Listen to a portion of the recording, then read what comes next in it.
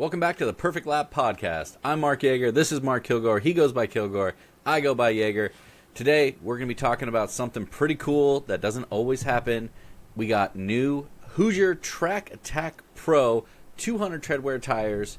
We're going to talk about their launch event, the reviews that have come out about it, their specs, just trying to give you as much information as we possibly can, although we haven't actually touched the tire yet, but let's get into it.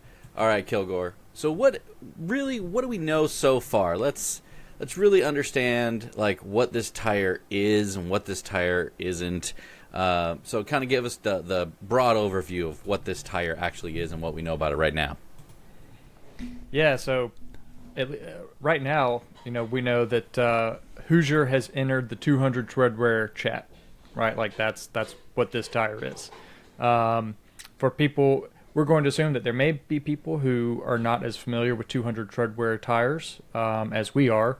And a 200 Treadwear tire is basically the go-to tire that is required by many of the sanctioning bodies that we run with. And that is supposed to be a streetable tire. It's a DOT... Street class. Yeah, street class. It is a DOT-approved tire. It does have grooves in it. And it is a high-performance tire that generally does very well on the track. It is basically it's not, I mean, you have 200 treadwears, you have 100 treadwears. The lower you go in the treadwear, the softer the rubber compound is, the more grip you should obtain. That is generally the thought process behind all this, right? So that's what this track tire is. It is a tire aimed at the 200 treadwear classes. So, for instance, Global Time Attack, that is going to be your enthusiast and street class. Limited, I think, is under that. Limited is 100 treadwear, maybe 60. Do you know off the top of your 60. Head? Just 60, yeah. And it's only street class because there's enthusiast is a 220. Oh, that's right. Yeah. Good catch. Yeah. So yeah, street GT, street modified. Those are all 200 treadwear. If you go to Track Mod or Unlimited, those can run different tires. And then again, same with SCCA. You have the stock class, tuner. Sport class. We have all these different classes: sport class and tuner. No one can figure out a way that we could merge all these into one. But one day, right? Yeah, one day. So again, those classes run 200 treadwears, 200 treadwear as well. So. I'm excited to kind of see where these fall. We'll to the end, towards the end, we'll get to what we think our conclusions will be, and what we sort of have some expectations, or what our expectations will be. But I'm excited. They had a big media splash, no doubt about it. Got a lot of people talking, so it was that crazy. is why we're here. Yeah, it's crazy, man. I everywhere I looked on social media, there was somebody talking about this, whether it be in a new age Facebook forum or whatever you want to call it nowadays. It was all over every chat. Anybody that's doing Time Attack or any real, even just track day stuff. Guys were talking about this 200 treadwear tire that Hoosier put out. Obviously, something I actually learned from this whole launch event. Something that I never knew was Continental Tire and Hoosier are like a brand within a brand. I had no idea about that. So I thought that was really, really interesting. So again, that even makes it more interesting for Hoosier to kind of jump into this 200 treadwear market where they already kind of had a slight, a touch with the Continental tires. But I think we could all agree the Continental tires aren't really touching those top tier tires right now that are out and about with the Nankangs and the Falcons and stuff like that. So they needed to do something like this to get it really out there. So so what else did you see? What else did you see on this launch event that really jumped out at you? It was pretty interesting in that. So for the launch event, that's what we're going to call it. I go with it. Yeah. So our understanding, we were not invited to the launch event. But shame on you, maybe Hoosier. one day. Maybe one day, Jaeger. Maybe one day. That's our dream. So the launch event was basically held at Thermal Raceway, and that is where they actually have one of the BMW driving schools, which includes the actual GT4 race car. So they have a fleet of M4 GT4 race cars along with a variety of other M cars. So you could imagine how much Mark Kilgore was salivating over the fact that he was not invited to this event.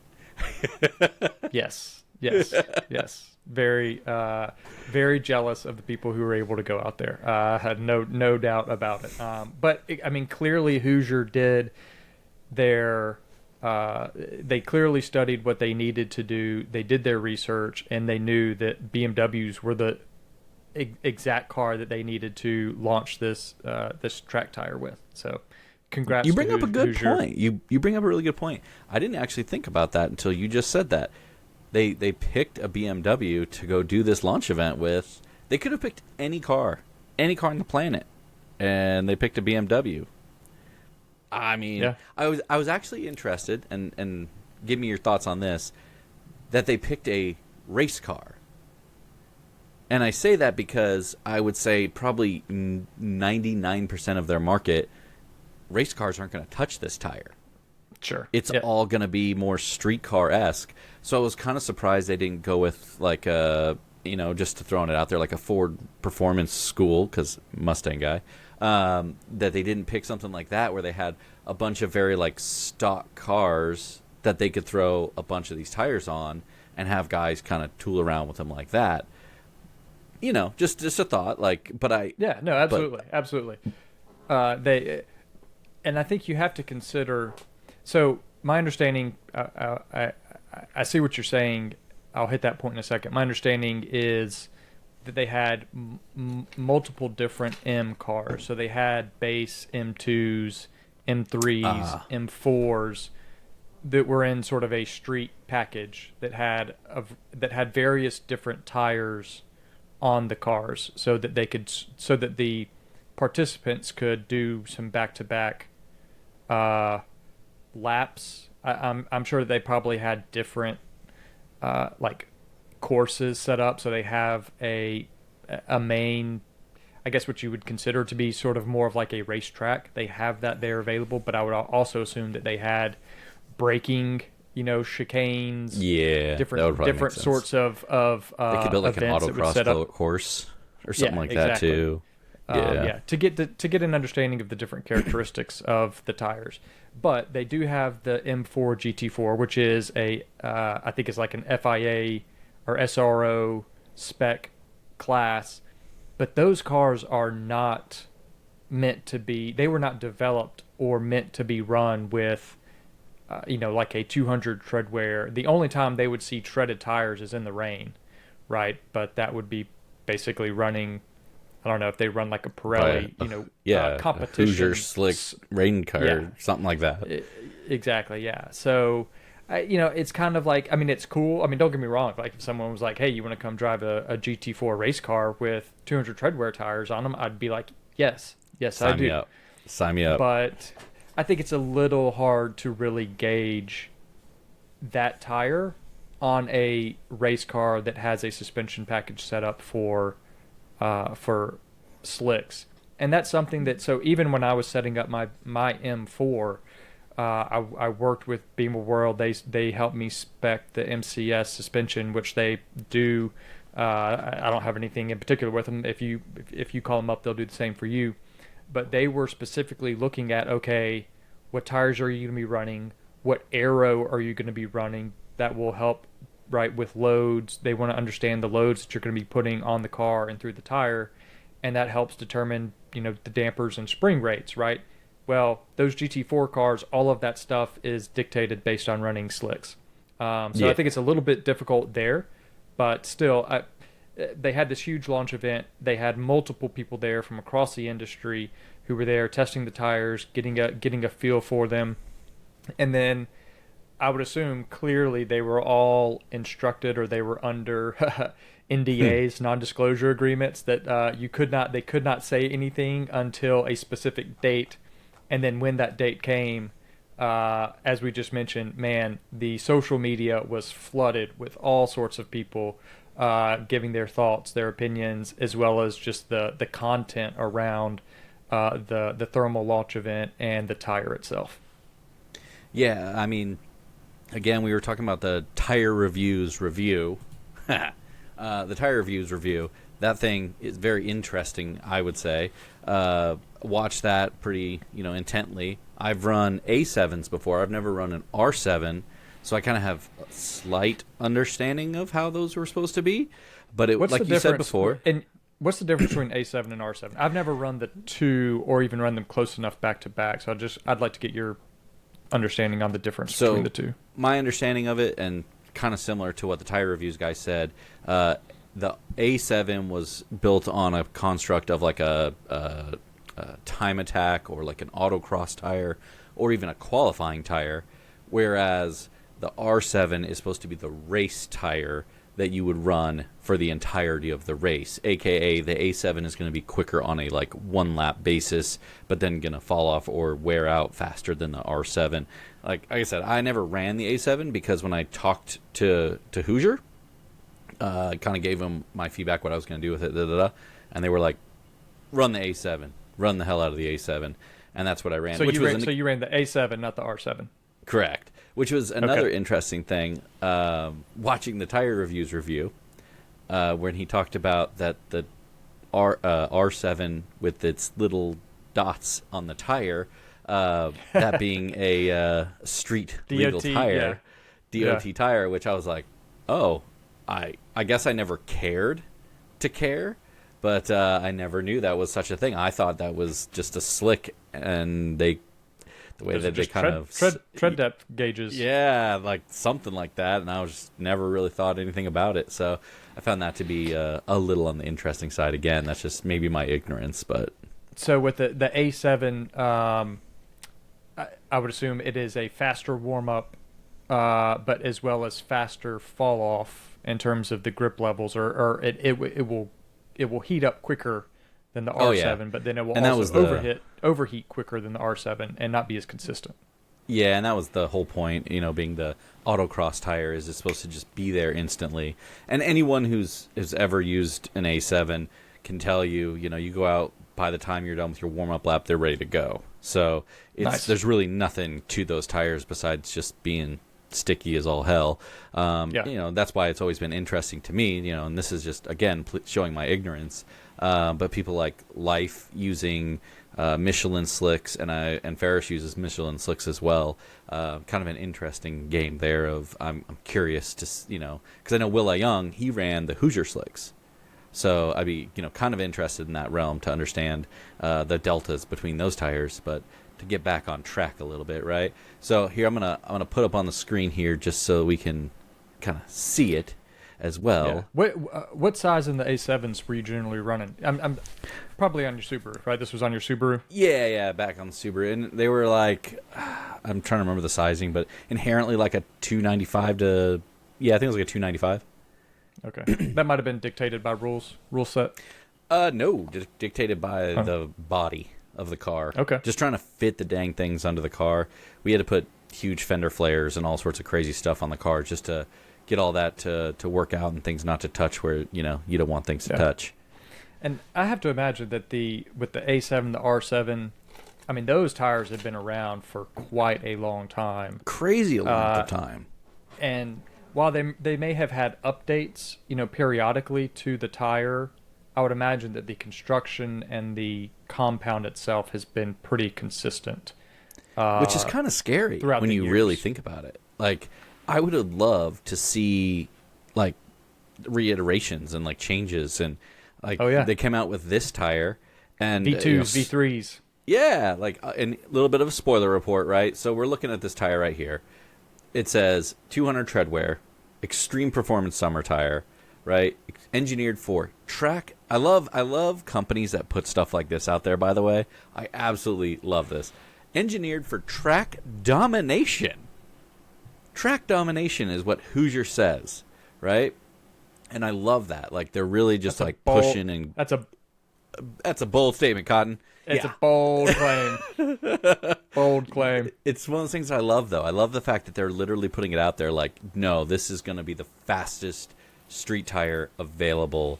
Unrivaled grip, adrenaline fueled, like the buzzwords, marketing words. But I love the literal like track domination because that's what they're going after. They're going after the amazing like Super Tread AOR, blah blah blah, like all that other stuff, right? They're going after those like crazy good tires that are just so hard to beat by any other tire. Yeah. And that's what they're shooting after. And you kind of see that in their sizing, as we'll get to their sizing later, and you get to see where it's like there's a lot of opportunities there for a ton of people. And something that we noticed, right, is that the sizes are actually available now. There's a lot of sizes not available. Thank you, Hoosier. Thank you, Hoosier. I hate it when a car company, or a tire company comes out and they're like, oh, we got this new tire. Here's all this data on it.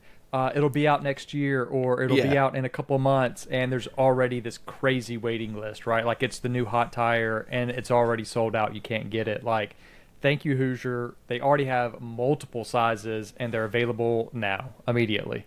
Yeah, and that, just to kind of step back again, so to kind of give some information from the Tire Reviews review, which, we'll put a link in the... That's Tire, TYRE review. The British Tire. He's British, yeah. Yeah, the British Tire. We'll put a link in the description to this video. I thought it was a great video to watch, very informational, very well put together. So again, this is at Thermal with a BMW M4 GT4, and he's saying the ultimate fastest lap that he was able to put together was, of course, he and let me give a little backstory here.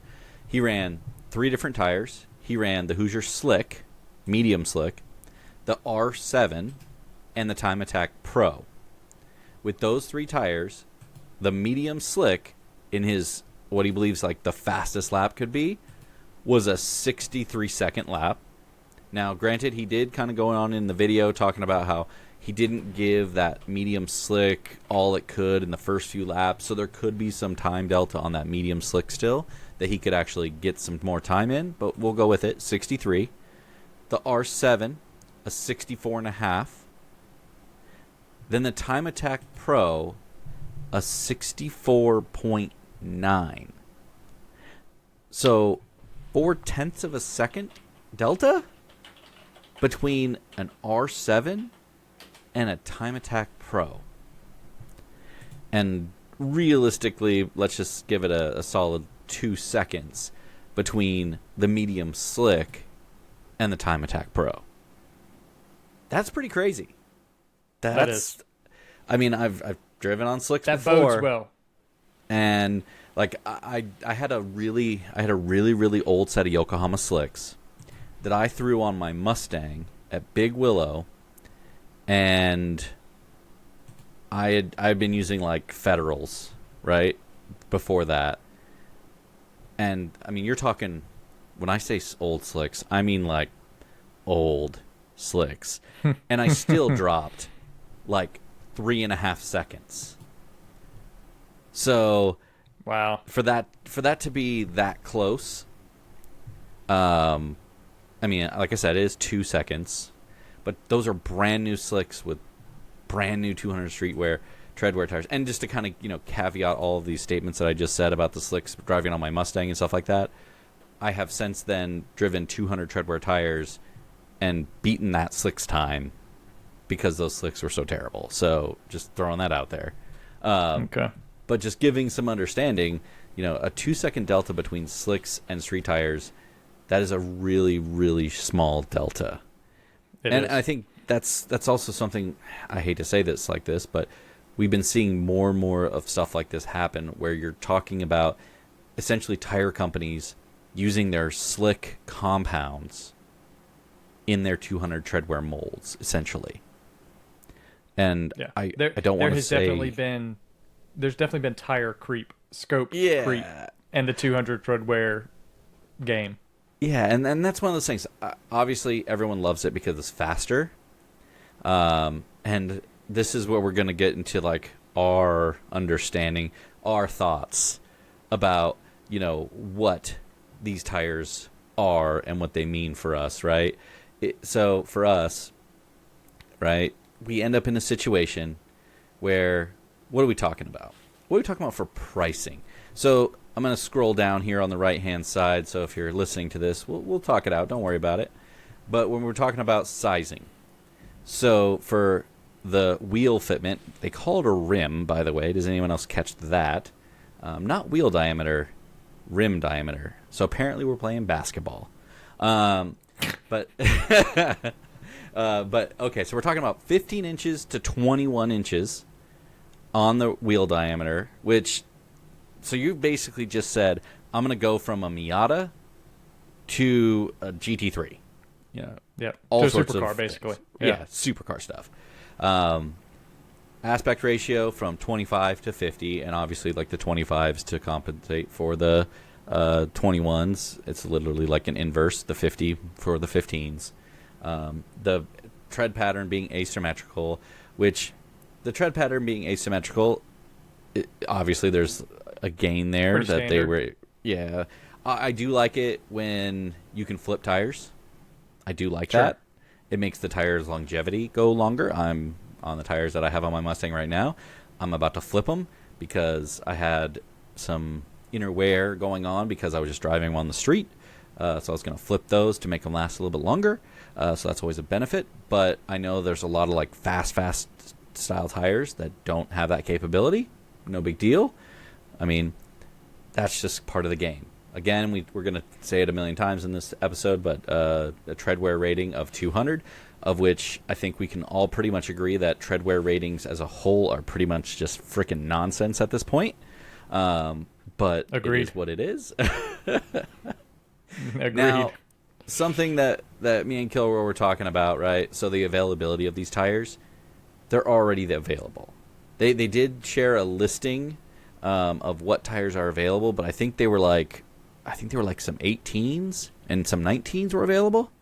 Yeah, the 295s are available, which is what I run. They Okay. are available, and if I had $2,000+ to which we'll get to the pricing. If I had that sitting around and wanted to spend it on a extra set of tires just to kind of test them out, I very much would.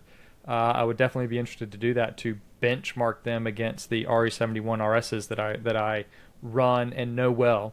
Definitely interested to see how those stack up.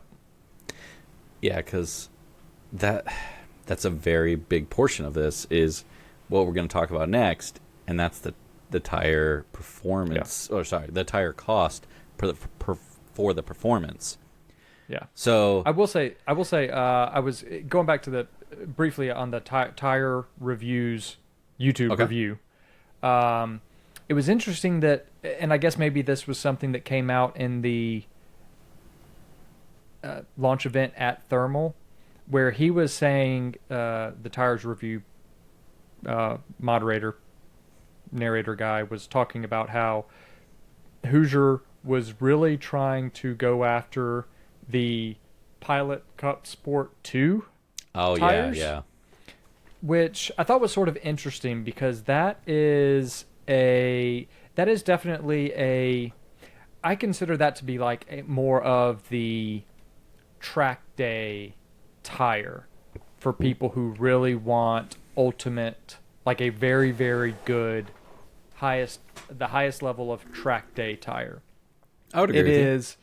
It's 140 Treadwear though, right? So again, as we've said, the Treadwear ratings mean really nothing. So if you're somewhere between 200 and 100, right, like if you're one of the fast tires, right, who knows what the actual durometer reading is on these, and of course that can change depending on, all sorts of factors. But it was interesting to hear him talk about going after the Sport Cup 2s, because those are what I think of, like when I hear those, that's a lot of what I think of the BMW guys, the Porsche GT3 guys. Those are all the GT cars that are taking them out to the track, wanting to run DOT tires, and you could very reasonably not just theoretically, but reasonably drive those tires to the track, drive on them, and then drive home, right, without having to change tires. So it was just interesting to hear him sort of say that it was sort of going after that Michelin Sport Cup 2 tire.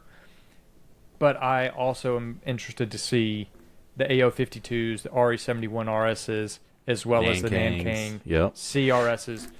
Those are the big three currently. Yep. AO52s, CRSs, and the RE71 RSs. All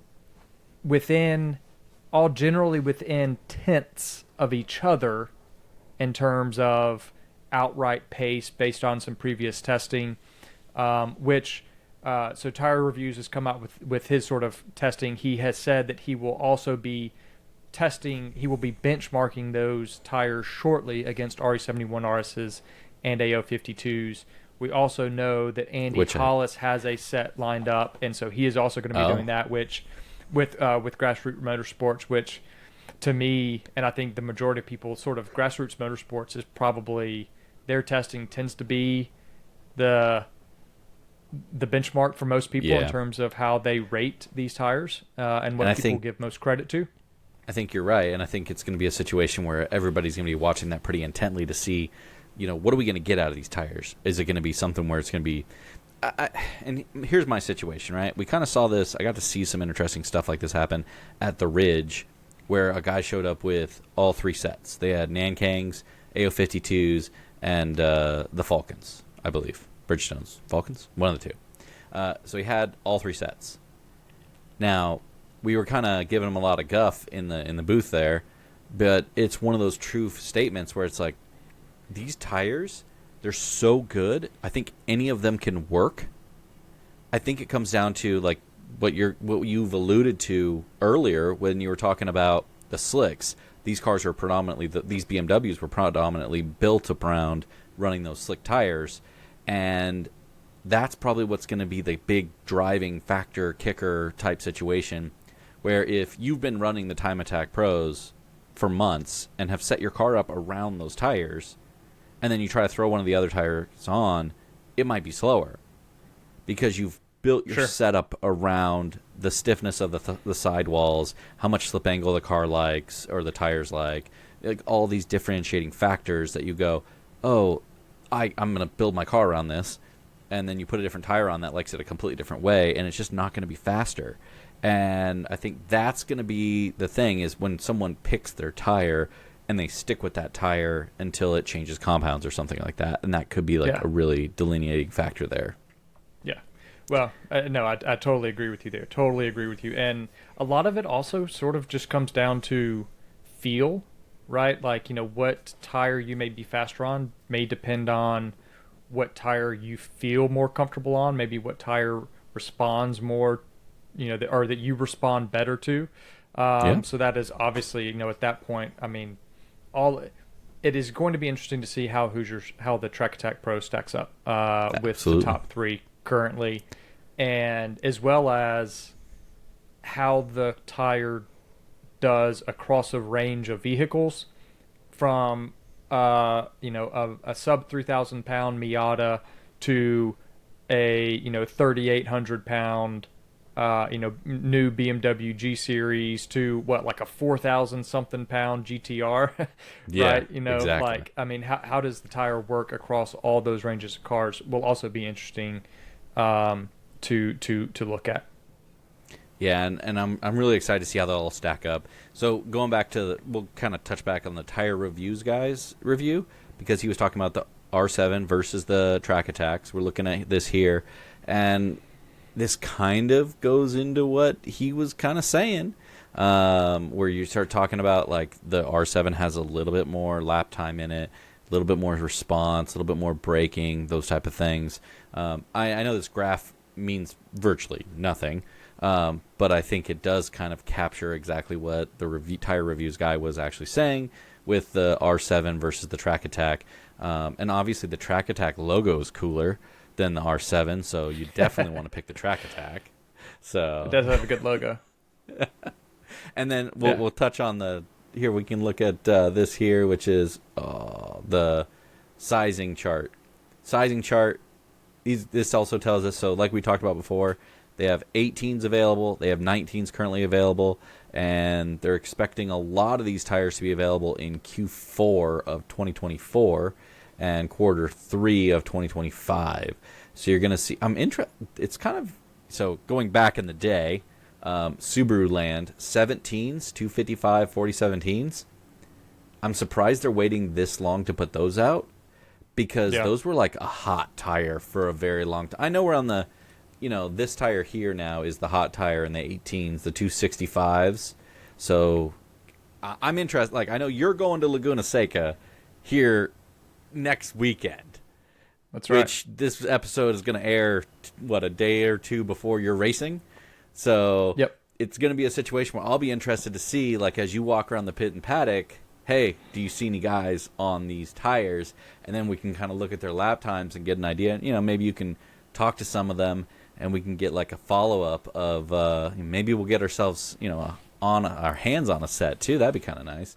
But that would be awesome. I to your point, I hear, or I have seen through social media that the venerable Jackie Ding in his Time Attack M2, I think I saw somewhere where he was alluding to having a set of these Track Attack Pros for Laguna, which he normally runs the Nankang CRSs. He's sponsored by Nankang even.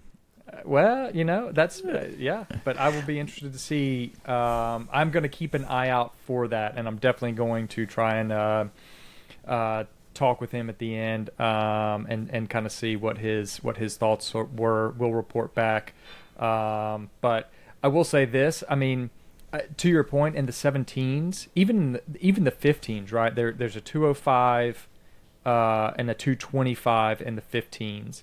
17s, 225s, 245s, 255s, and that's it. I'm a little surprised that they don't have some of the bigger tires, because, like the Miata guys, especially the ones that are highly modified, really, they want to run like those 10-inch rims, with 275s and a 15, or something like that. I'm a little surprised that they don't even have a 265, 275, 285, 295 in the 17s. A 255 in the 17s is a little surprising. Do you think it has something to do with I think many manufacturers, right? You're catering to what they believe to be people that will actually pay for the tires. We haven't really talked about it yet, but when we start talking about it, it's the price of these tires is quite high. And so do you think it has something to do with the fact that the expectation is Miata guys probably aren't going to be the guys that are going to pay for these tires? Now, granted, when you're talking about the fact that, if you're at the top of your class, you're paying for the fastest tires no matter what. But I think it might play into that, where when you're talking about supercar guys, when you're talking about GT3 guys, I mean, even BMW guys get lumped into this pretty quickly, of guys that are going to be willing and able to pay to get these greatest tires ever built type situation, and to try them out. So I think that might be the play, where they might let the other tire manufacturers give those tires, to those, lower level classes or individuals or however you want to call them. And but you can clearly see, based on the chart with all the sizes, I mean, in the 18s, right? I mean, they are hitting all of the big tire sizes that are mostly used. They got 255s, 275s, 285s, 295s. They hit that 315, which is definitely a favorite of the Corvette, Mustang, Camaro crowd. There's very few cars that can fit that 315, but it's, the GMs and the Fords can hit those 315. So that is definitely one you can.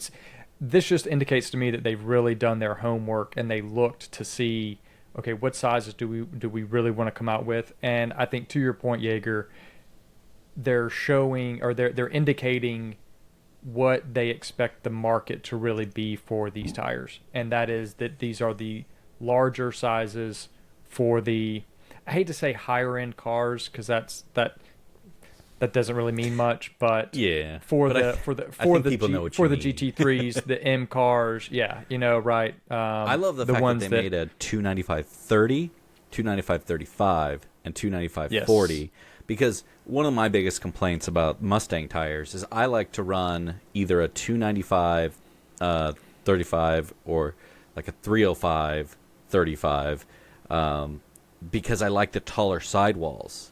I think it just makes my car look better. I think it just I hate the rubber band sidewalls, right? It just doesn't quite look right on the Mustang. So I love that they went and actually made a taller sidewall. I'm a little shocked they didn't make a 305. I'm a little shocked. The 285. They've got it in the 19. They do, and I know a lot of the Mustang guys run 19s. I'm like the oddball weirdo that stuck with 18, or I went back to 18s. But that's just where my home is, right? That's, run Subaru 18s. I always look at it from is it cheaper? Can I run 18s and it'd be like save me some bucks? Sure. So that's kind of where, I was on that. So I don't know. I think it makes sense. So let's talk a little bit. Well, there's some a couple other interesting facts here and then we'll talk about the pricing. So one of the things I went and kind of looked up was, or something that I was hearing in multiple outlets that were at the launch event and have been working with these tires, is Hoosier was really amping up the fact that these are the lightest tires, or that they've really done a lot to shave the weight down. No pun intended, but they are 5/32, which is interesting. The vast majority of the tires, Nankangs, RE71 RSs, and the Yokohamas, a lot of those 200 Treadwear tires usually come in at 7/32. So 7/32 being 2/32 more rubber than the 5/32. So, I mean, I could imagine that 2/32 across the entire surface of the tire may make some, difference. Yeah, absolutely. The issue there is, which immediately on some of the SCCA forums and boards and Facebook groups, people were just like, this is like, why come out with this and not have a 7/32? Because SCCA has a specific rule for 7/32. So this tire is not, at least currently in its current specification, is not going to be legal for the SCCA 200 Treadwear classes, which is definitely interesting, especially given how big the SCCA community is. Not only in time attack, right? Like, okay, fair enough, but I mean, autocross, that is a massive market for 200 Treadwear tires, and for them to not be legal for that, I'm a little surprised, and I'm like, I would love to know why Hoosier decided to do that, and I don't know if we'll ever know that, or if they will get that corrected. Was that just an issue? Was that just a mistake? I don't know. I mean, it seems like a big. I think, like you said, loss. I think we'll probably never really know. You might see changes down the road where they might be able to offer them in that, but at the end of the day, maybe they just didn't see that market as a market big enough for them to tackle, and they were going for a concept where they said, we don't care if we're going to exclude them because we want to have the fastest tire possible, and that's what we care about.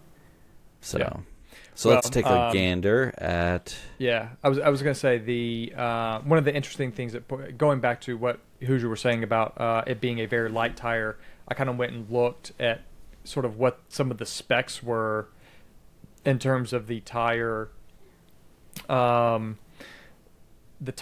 So I looked at 295s, which that's what I currently run. So 295/30/18 in the Hoosier Track Attack Pro come in at 23 pounds, and this is coming off the Tire Rack website. So so 23 pounds. So I was like, okay, all right, 23 pounds. I don't even know what the Bridgestones weigh. So then next up is the Yokohamas, the AO52s, 295/30/18s come in at 26 pounds. So the Hoosiers are 3 pounds lighter per tire than the AO52s. And then the RE71 RSs from Bridgestone, 295/30/18s, come in at 28 pounds. So 5 pounds. So for me, if I was looking at the Hoosiers, 5 pounds per tire. I mean, just the tire alone, that rotating mass, that would be 20 pounds total off the car, plus 5 pounds per wheel per corner of the car, rotating mass, like it's a big deal. That's a big deal. Pretty significant. Pretty significant. So people go through a good lot on of Hoosier. effort to eliminate 20 pounds. Yep. Just saying. And Yep. that's not off of, like you said, unsprung weight. So Yeah. guys go through a lot of effort. Yeah. So now the question is let's tie that to the cost.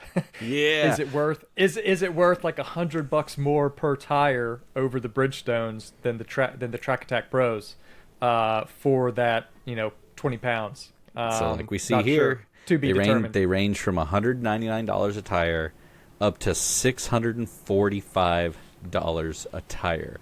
Now, like me and Kilgore have already stated, so let's go with a mid grade. So I'll take a pick. So like this would be a tire that I would choose for my Mustang. $464. You said you were going to run the 315s. $510. In 18s, yep. And Yeah, the in 18-inch 18s. tire size, Yep. yeah. So you're talking over $500 for the 315s. Whew. Yeah. So you're in it for what? After taxes and get it to your door, you're close to what? Like $2,200 Or yeah, like, $2,500, yeah. Like that's a lot. It's a lot for tires. Now granted, I mean, at the end of the day, if you go buy, AO52s or something like that, you're not too far off. I don't think you're out of the realm of, like this is idiotic. But they are a pricey tire, and this is where it's all going to come down to how do these compare? How do these compare to the AO52s? How do they compare to the Bridgestones? How do they compare? And if we get comparable numbers that are, within quarter second, I don't know if you'll see these take off. I think it'd be tough. Obviously if it's on the like half second realm, but again, like we've already talked about, people pick the tire that makes the most sense to them. Also, I will say this, availability. We've already hit on this a little bit, but if they can keep tires being created so that you can continually see and get tires, because I know that was a big problem for me. Yokohama was a big problem because Yokohama was like, oh, you use our tires, they're really fast. And we're like, yeah, let's get them. Oh, we don't have them in your size. Yeah. Well, how do you do all your testing and get out to the track and then prepare for the event, and you need 2, 3, 4 sets of tires to do all that, and you can't get them. You have one set. Yeah. It doesn't make sense. So if Hoosier can keep making tires and making them available to people, I think at that juncture you instantly become a win. My opinion. Obviously, we're just to plug them because we're using their website, trackdaytire.com. That's what we're using here to get the pricing and their beautiful pictures and all the other things that we're utilizing here. So if you want to pick up those Hoosiers, trackdaytire.com. Yeah. So going back to the pricing, right? So you just said 5, and you were showing at Track Day Tire. I was doing a comparison on Tire Rex. Tire Rex also got them. I was doing a comparison of the Yokohamas, the AO52s, and the Bridgestones. So the Hoosier and the Yokohama AO52s and the 315s are priced right at the same price point, $510. So it is pretty, at least currently, it is pretty well established that the AO52 does have the ultimate outright pace. It is usually a couple tenths-ish faster than the CRSs and the RE71 RSs. The issue with the Yokohamas is that they don't tolerate heat well, so they tend to fall off. And fall. Yeah, and they crash pretty hard. You're one lap, right? You're talking about one lap. The CRSs and the RE71 RSs are slightly, we're talking about a couple tenths, right? A couple tenths.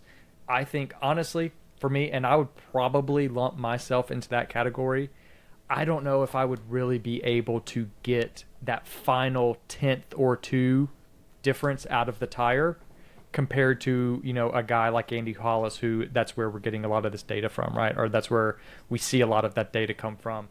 I don't really know if I could find that final couple tenths. And I don't know if the majority of people would be able to do that. But I agree with that being said, the Hoosiers are at the price point of the AO52s.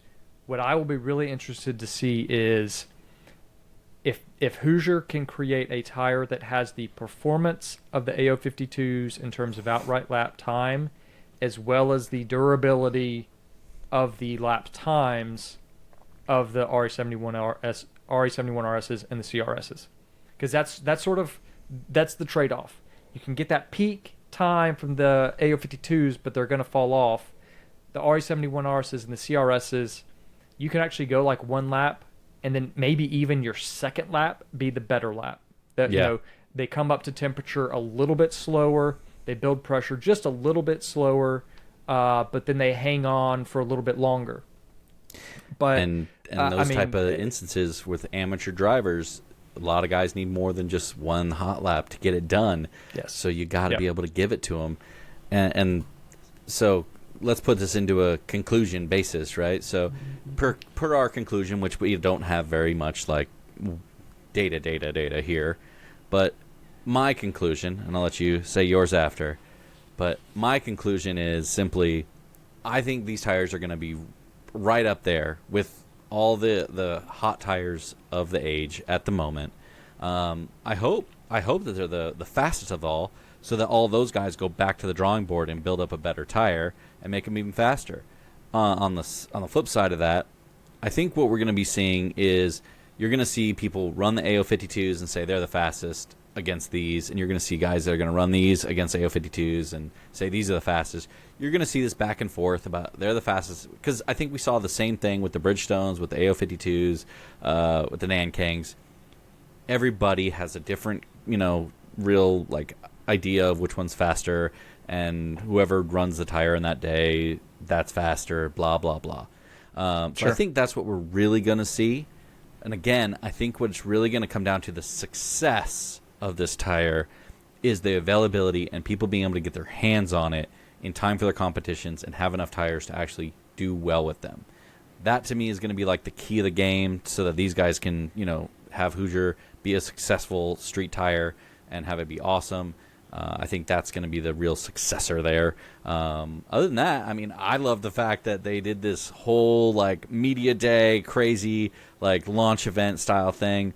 I think more tire manufacturers should kind of take a role on this and say, look, this is how we should get the word out, because, little people like us doing, giving information, going out, like if they had me and you come out there and we were able to drive and get some impressions on it and come back and talk about it on our show, I think it can, do wonders for, what people think of those tires, even though we're stupid and we don't really know what we're talking about half the time.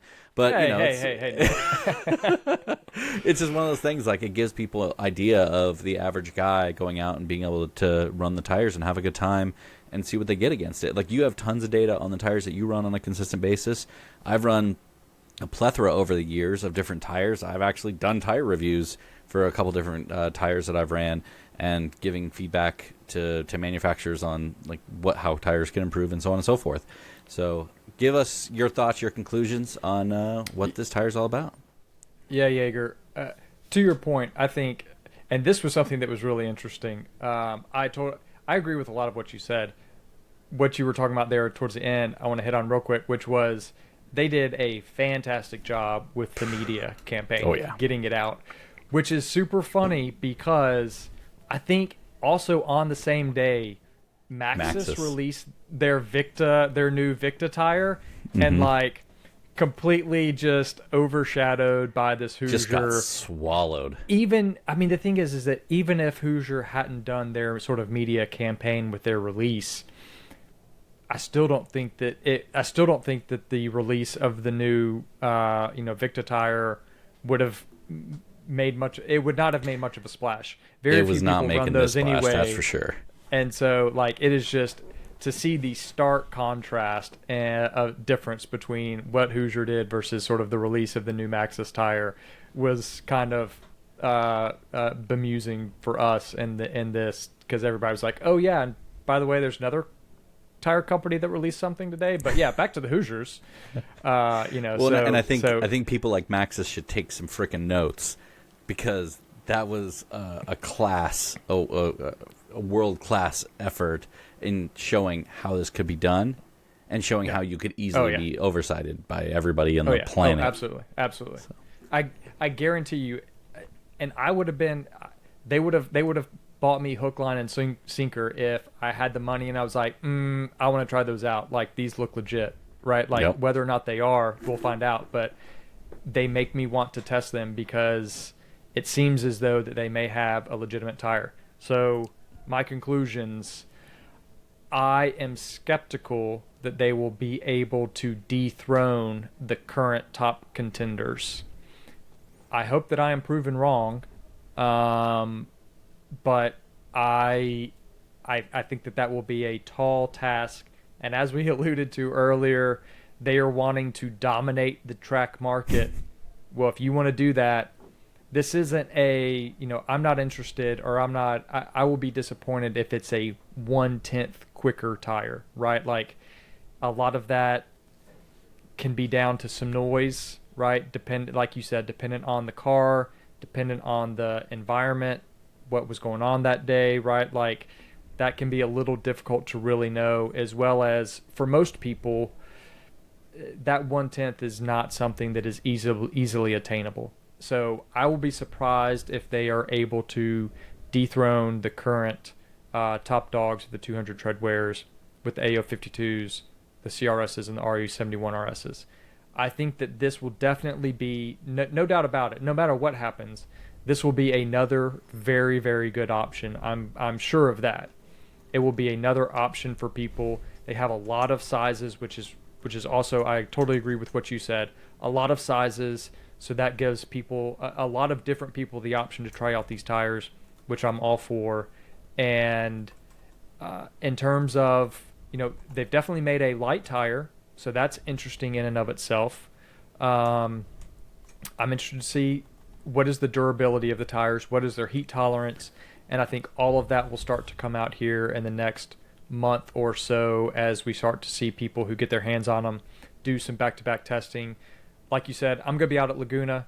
I'm going to be scouring the paddock to see if there's any Hoosiers out there. I'm going to be going by Jackie Ding's trailer to see what he's got, see if he brought them. And yeah, we're going to try and find out what's going on. I've tried to talk to a couple other people who were involved in the tests to see if maybe we can get them on the show at some point to kind of give their feedback and a little bit more of a first-hand account of what happened. That'd be awesome. Hey, we'll if you stick around that Jackie Ding pit long enough, maybe some of those Smash Bros will Smash Bro it up, and then you could swipe some tires. Just throwing it out there. We'll see. Yeah. We'll see. Definitely. You'd be like, hey, you using those tires anymore? Paperweights. They're just paperweights now. Yeah, exactly. Yeah. So if you're out in California and you're close to Laguna, we'll be dropping this. It'll be coming out on Thursday. I will be on my way out to Laguna. Would love for you to come by, hit me up, come see what's going on. For sure. Let me know. Let me know you're a listener. Would love to meet you and chat. Heck yeah, guys. So Kilgore will be out there. He'll be at Laguna Seca. He'll be doing his thing. Come out there, give him a chat. Maybe give him some ideas. Some of the episodes you want us to touch on. Some of the ideas that you have in your head that you'd like to hear about. Obviously, you can check us out on Instagram, YouTube, Apple Podcasts, Spotify. Obviously, if you're listening here, you can listen in a plethora of places, but you can watch us on YouTube. That's always fun. And just, obviously, we're waiting to hear from you guys. Anything you guys want to, touch us on, throw us out there to it. And, man, we'll be happy to have you guys. And we'll just have a good time. We're out here just trying to give you guys content that's awesome. Throw us out, Kilgore. Well, give you a little bit of an update. So the next episode will be a preview for the SCCA Time Trial Nationals, I believe. I think that's what we'll be doing. So if not, regardless, coming up on a upcoming episode, we're going to have John Hunter, who is, I can't give you his exact title, but he is like the head guy for SCCA Time Trial Nationals. So he's going to be coming on the podcast talking to us about the Time Trial Nationals that is coming up at the end of October. I will also be going to that event, so I'll also be able to give you some feedback there. We'll be able to talk about that event, but it is one of, by count of drivers, it is one of the largest time trial events, time attack events in the U.S., so it'll be interesting to hear from John Hunter. And then we've got so much other stuff coming down the pipeline. Jager and I have already recorded a couple other episodes that we're going to be dropping here. We won't let you know exactly what those are about, but definitely things I think you as a time attack driver, you as a time attack enthusiast will be interested to hear about. So keep tuning in. We appreciate your support. We'll talk to you guys real soon. Peace out. Later, guys.